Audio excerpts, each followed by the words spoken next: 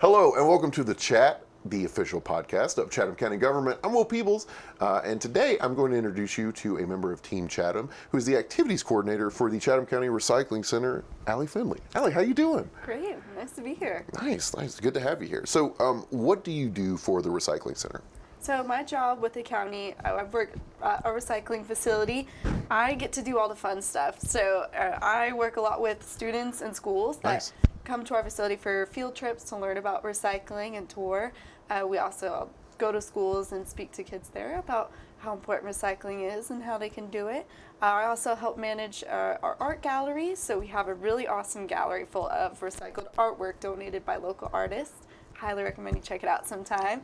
And then I do stuff like social media, advertising, and then most secretary work, keeping up with customers and answering the phone. Sounds really busy. So the art, when you drive by the recycling center on Eisenhower, like the stuff that's out there by the road, is that the only art or is there more? Oh, we've got a whole bunch more inside. I didn't know there was more. Yeah, so if you see those sculptures on the outside, those are some really cool artworks made from recycled car parts, I believe, old scrap metal. But inside we have an entire collection full of a bunch of different items. Artists get really creative with things that they're either picking up out of the trash or recycled material or found and lost items. So we've got multiple different installations from different artists all throughout our indoor facility. I did not know that. That's awesome. Today I've learned something on the chat, and hopefully you did too. So tell me a little bit about the state of recycling in general in the U.S. Like how are we looking on a worldwide scale, I guess, but that's the scale of recycling, right? Well, we're definitely on the up after some very difficult last few years. So if you're familiar, in 2018, pre-2018, pretty much 90% of the recycling that was collected in the U.S. was shipped to China. We sold all of it to them. But in 2018, China enacted Operation National Sword, which was a new policy that pretty much banned all U.S. recyclables from being imported to China. So that lost the destination for about 90% of the recycling that we collect. So suddenly we had all this recycling and nowhere to take it.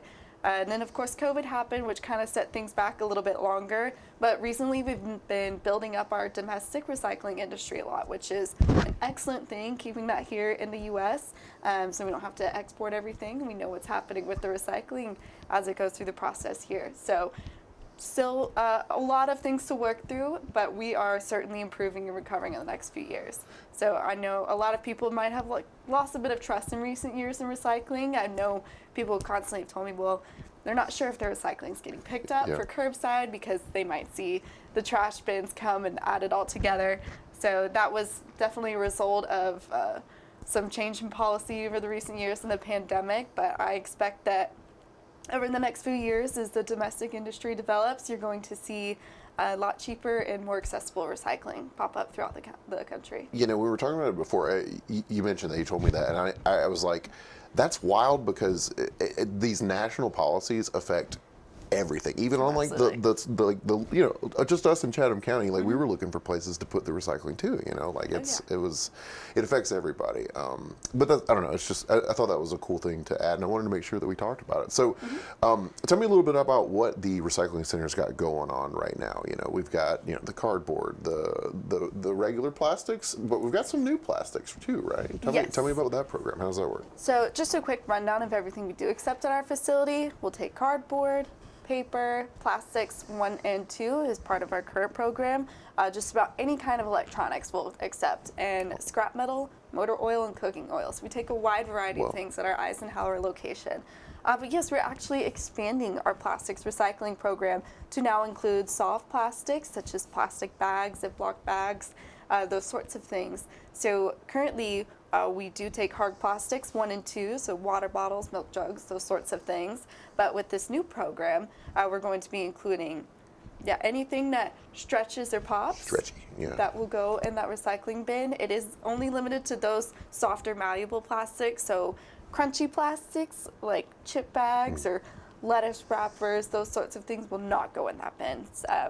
And then we do have to keep those sorted from the plastics 1 and 2, the water bottles and milk jugs. Those are going to 2 different destinations. So we can collect these new plastics, but they have to stay separate from all of the other material, which is a requirement to bring things to our facility. It has to be sorted out ahead of time. Gotcha.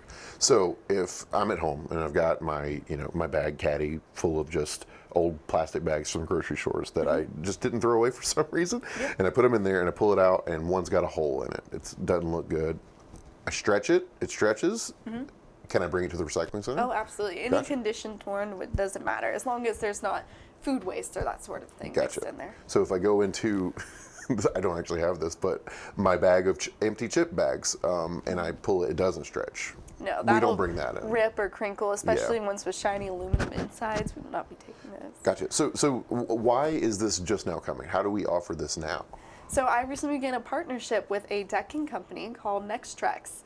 They're super awesome. They create wood decking that's made out of 95% recycled plastic polymer. So we are collecting this material. It's their raw material to create their wood decking. So we're collecting it for them, and then they'll come and collect it, or pick it up from us, and use it to create their product. So it's just like a deck, right? Like a back deck or something, and they just make it out of the recycled stuff. Yep, absolutely. Specifically the stretchy plastics? That's interesting. That's cool. I could not explain to you how they turn it into that kind of material, but it's really awesome what they're doing. That's a cool partnership. So like you were the one who set that up. So you're responsible for these stretchy plastics being able to say, yes. That's awesome, dude. That's so cool. So I don't know. Something I like to ask people on here is why they do what they do. What do you like about your job? What do you like about being able to help people recycle these stretchy plastics now? Well, gosh, there's so much to talk about why I'm in this industry. I'm actually getting my master's in sustainability right now. So sustainability has been the whole focus of my academic and professional career. As a young person, I definitely think we have the responsibility of pushing through and making the world better for everyone, both for our generation and for future generations. So I think managing some of the environmental issues that have been caused, I think is a big priority for me, and what my generation is going to have to tackle. I think that's going to be the big issue that my generation faces. So I would definitely like to be on the right side of that, and that's what I'm focusing on. And I really value things like circular economy and protecting natural habitats. So I want to contribute to that in any way I can, and doing things like taking those sorts of plastics, taking them out of the landfill where they take hundreds of thousands of years to degrade, and instead making them to a usable consumer product is absolutely the kind of thing I want to be involved in. So, sorry, let me run back just because it sounded like a term that I'd like to know. What is circular economy? So circular economy is the idea that nothing has to have an end of life. So everything that is being produced, all the material that's used to make it, it doesn't have to go into a landfill where it sits at the end of the year. So with something like a plastic bag, where you take the oil, you make the plastic bag, the consumer uses it, and then instead of going into the trash and ending up in a landfill where it sits for a very long time, instead you collect that material where a company like NexTrex can turn it into a new product that a consumer then can use again. And at the end of their use for that wood decking, they might send it back to someone else who's going to use that material for something new. So it's all about how can we convert end-of-life cycles to turn something into a new product. And it's just for everything in general, beyond plastics. Things like cell phones, with our electronics recycling, what we take. There's a lot of valuable metals in those recycling products, which is what, when they take our electronics, that's what they're looking for within them, the cobalt, lithium, platinum, all those sorts of things. So rather than letting those things end up in a landfill and contributing to e-waste, which is very environmentally degrading, they will just take those apart, take those metals back out, and that reduces more impacts like mining and pollution from e-waste and those sorts of things. So yeah, circular economy is just all, how can we just keep things in their life cycle and keep stuff going? All about recycling is a big part of that, but just innovating our existing practices to make things last longer and be more sustainable. That's so cool. Sorry, I love making people nerd out on this podcast. That's so interesting to me. So, like, where are we with that? How many things can't be reused again? Like, are we closing in on that? Like, how does it look? If you ask me, I don't think there's anything that can't be reused. Nice. Most things you can continue and shouldn't really need to end up in the landfill. Even food waste can be composted and turned back into soil. But you definitely have to implement the innovation to do so. It takes people doing the research to look at this product that's going in the trash and think, okay, what else can we do with this? So that's something you're seeing across all sectors, all over the world. And there's even in my degree alone, I've met some really fascinating people that are doing some real cool stuff and things that you wouldn't even be able to think of. How are they doing this? I'm trying to think of an example, but of different products that might be collected. Things like solar panels. Solar panel recycling is becoming a new thing. Oh, wow. Yeah, I guess. You think, okay, you use a solar panel, and then at the end of its life, it just goes in the trash. What do you do with it at the end of that? But being able to take that apart and use material from solar panels to make, parts of a cell phone instead. So, yeah, I think there's definitely awesome progress being made, and I'm really excited to see even, I do nerd out about this a lot. No, new it's things cool. that pop up all across the way that people are taking something from two different industries that you wouldn't even think connect, like plastic and wood decking, and finding a way to make them cohesive. Gotcha. So do you have any tips for people who see this, who hear you speak about it, who want to kind of move themselves toward that lifestyle? Are there easy steps that they can take? Is there, is there like a primer for becoming a better recycler? Well, definitely, recycling is always a great start for people who want to move into more sustainable things. So I'd highly recommend, I know a lot of people have curbside bins available. I really recommend that people pay close attention to what's going in their curbside bins. Reducing contamination is one of the biggest targets of particularly curbside, where people are just mixing all of that material together.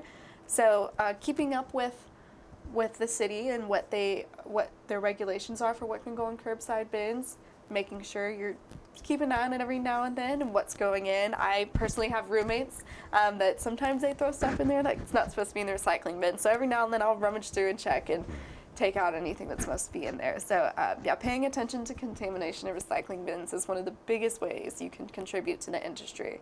And then, of course, advocating, reaching out to your representatives. I have people constantly ask me about glass recycling because there's currently no option within the city or county to recycle glass. So I'm always recommending people to push their representatives. If they have enough pressure from the people, that's going to be something that they're going to push really hard to get implemented. Yeah, because glass is a pretty big part of it, right? So cool. Well, anything else you'd like to add, talk about? Anything else people should know about with Recycling Center?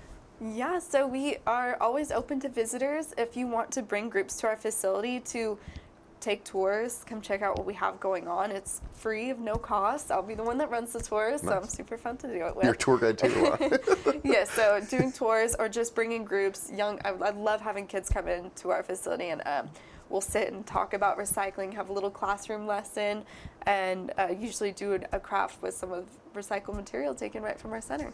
Nice. So always open to do that. And go see the art too, which I didn't know was inside. But yeah, well, Alec, thank you so much for joining us, and thank you for what you do. Really appreciate you coming on and educating me and the people who listen to the podcast about the Recycling Center. That's it for this episode of The Chat. Thank you so much for joining us, and for everybody here at the Public Information Office, and for Team Chatham, I'm Will Peebles. Have a good day.